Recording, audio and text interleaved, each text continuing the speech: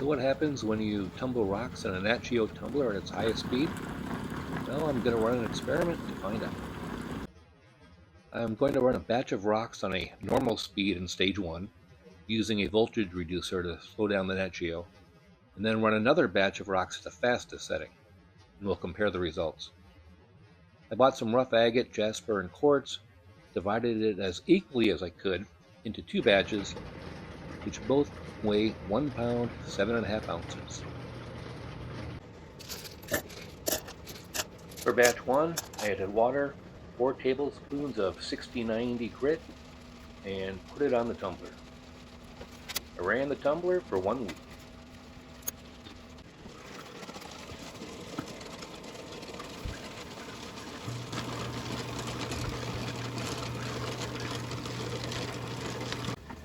After a week, I emptied the tumbler, rinsed and drained the rocks, and weighed them again. And they lost 10% of their initial weight. They do look smoother, and we'll take a look at the end of this video.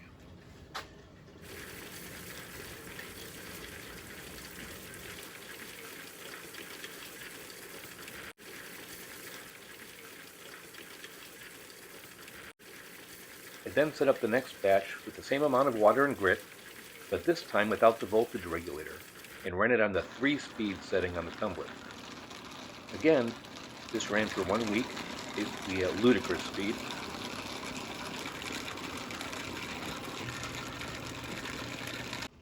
After a week, I again rinsed and drained, put them back on the scale.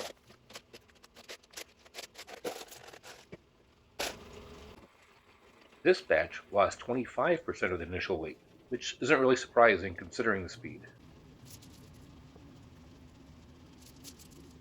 The real question, and the purpose of this experiment, is what do the rocks look like now?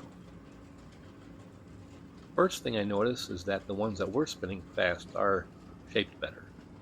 In general, there are fewer sharp edges than in the slow batch. There was, however, also a lot of breakage, as you can see in the small pieces here on the right side. My conclusion? You probably should never run this Nat Geo rock tumbler this fast, even though you may be able to save a week or 2 over the full tumbling process for really hard rocks. The drawback are that it's definitely a lot louder. Pretty sure it's also going to accelerate the wear and tear on the motor, the belt, and the barrel. So would I try it again? Maybe, but I doubt it. I don't think that the benefits outweigh the costs. But hey, give it a try and let me know your results. Thanks for watching.